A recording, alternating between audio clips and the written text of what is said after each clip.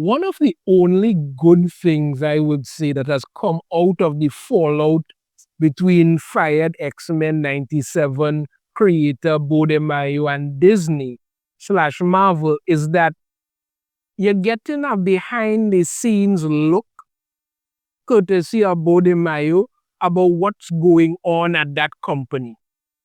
Right? You're getting it, and it's confirming a lot of the things that people have long since suspected. Again, I would say I'm not 100%, on board with believing everything Beau DeMayo says, right? But I just gotta say certain things are starting to add up.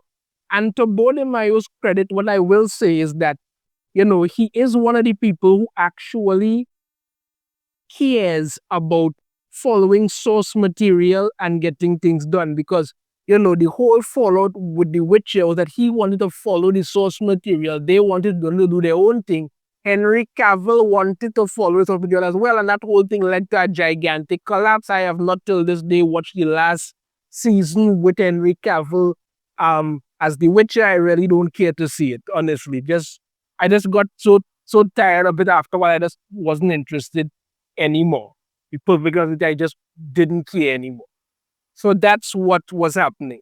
But again, as I say, we are getting some information behind the scenes. I did a video recently where Beau DeMayo exposed that, Disney/Marvel executives don't care for the comics. They want to do their own thing. They're not interested.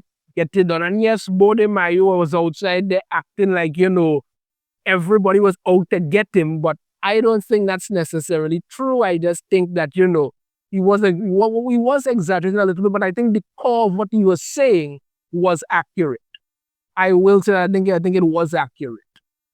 But we get some more updates from Beau DeMayo, who is just sending them out online all the time, in regards to how a movie pitch goes over at good old Marvel/Disney, or should I say Disney/Marvel. And it does not turn out to be very good at all. In an expose here, this is what he had to say. To those asking why I'm not so hard on Superman, the answer is I've never worked with Gunn or DC.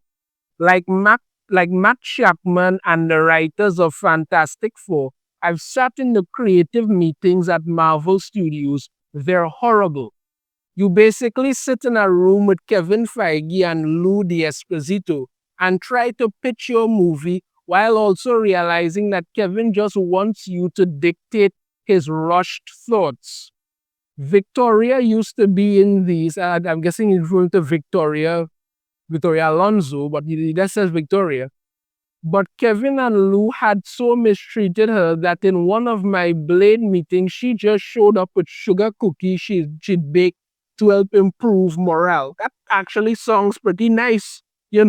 Not every meeting needs to be this whole grumpy kind of thing. You could show up and try and break some ice or something like that. Okay, no problem. But then it gets worse from there. You're even told not to try to pitch ideas from the comics because Lou isn't a big comic guy and it'll turn him off. So you shouldn't pitch ideas from the comics. What exactly built Marvel into what it is today? Wasn't it the comics? But no, don't pitch ideas from that because the guy there isn't a big comic guy. So just make up some shit then, I guess. Okay. You sit and talk about craft and story and about characters only to have Kevin and Lou say, yeah, well, all we need to do is make sure it's fun and etc. etc. You see, the MCU was running fine when Kevin Feige was just sitting back and letting people who actually knew what the hell they were doing do what the hell they were doing. The minute that stopped happening, you started getting a lot of this crap.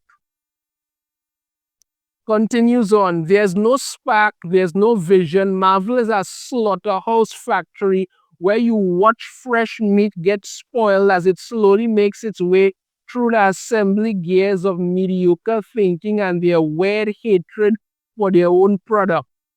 Wow, that's very descriptive, actually, yeah.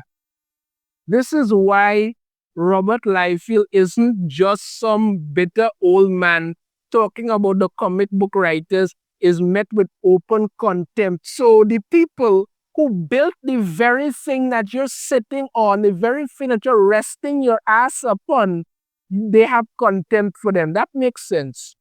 I had to fight to get the Lewells involved on X-Men 97, and even then the dismissive news with which Dana Vasquez-Eberhardt spoke about them, basically telling me the OG creators were meant to be seen, not heard, to appease fans. This is why they can't make shit.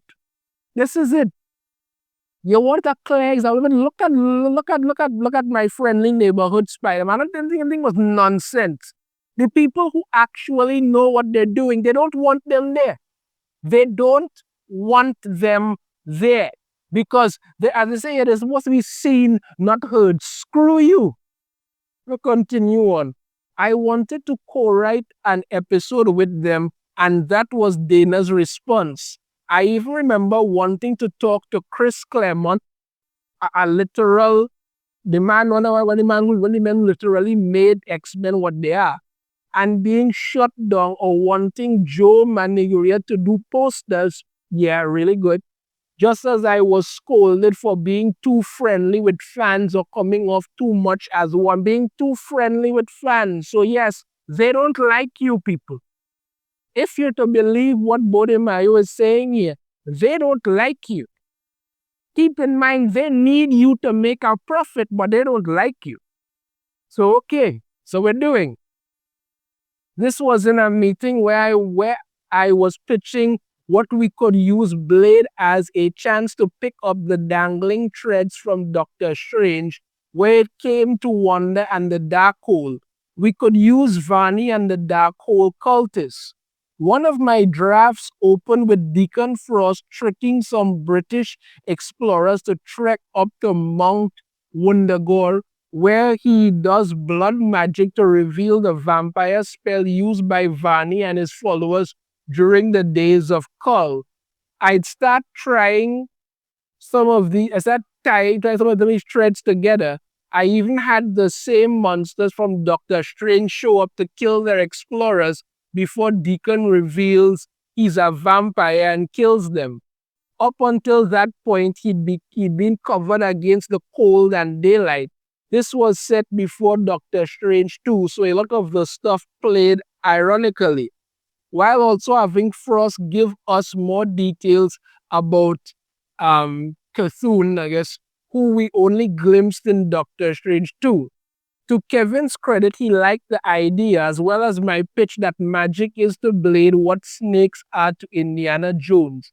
He hates magic, but then Lou felt it was too comic book while Mahershala bumped on there being magic in the film tonally. And then I watched as them and Nate Moore picked it apart and we were off to a new draft. It's a broken machine, so I can see where Matt and his team probably had great ideas only for Marvel's arrogance to destroy them. Okay, now, the whole thing here with the Blade and the vampires and magic, all kind of thing, does sound good, does sound interesting. All right. The thing I'm guessing why Mahershala Ali wasn't doing something that, when you look at the Wesley Snipes Blade movies, they didn't have too much magic and thing in them. The only thing I did was like, in the first movie when, basically Deacon Frost wanted to become like some kind of blood god, that was it. Okay. But if you're doing an MCU today, you're going to have to put some magic in there, some kind of vampire something in there. It could work. Maybe you may not want to do it for, shove a whole bunch of it into it for like the first movie. But what he's saying there's so like, it could be good enough to use the ideas for it to create a first Blade movie and then move on to a second and third. You can do like a trilogy of Blade movies. But clearly they didn't want to do that, and this is what happened. Now again, like I say, to give credit where credit is due, when it comes to Beau DeMayo, he does want to keep things accurate to the comic books, and clearly Marvel doesn't. if you are to believe this trend and what Beau DeMayo is saying, it's very clear that Marvel does not like their fans. They don't like the people who made them successful, be it the people who created the comics. They don't like you having good ideas. They don't like you not following the shit plan that they have that keeps failing. And how many, it'll be like about 6 years, we still can't get a Blade movie. Even the writer for the original Wesley Snipes Blade movies reached out to help them and they said no, because why? There are a bunch of arrogant jackholes who can't write a damn thing. So yeah, do I believe everything Beau DeMayo says? No. Do I believe that what he's saying here, what's going on with these Marvel meetings is true? Yes, I do believe that to be true very much, because Kevin Feige, you could tell, has an arrogance about him, and he spent the last 6 years on a runaway horse at the MCU that has since jumped off a cliff and is heading straight down to the ground with everybody else on it. That's what's going on. I do believe what Beau DeMayo said about them hating the comics and thing is true. I do believe what he said about this whole meeting process. I do believe some of it is true, yes. And like I say, we're getting information here because it's clear these people do not like the very house and foundation that their empire is built on. And this is why they will continue to fail. Let me know your thoughts on this in the comments. If you have a different opinion, I'd love to hear it. If you like the video, hit that thumbs up. Subscribe if you haven't already. Ring the notification bell to be notified every time I put out a new video. And I shall see you all next time. Take care.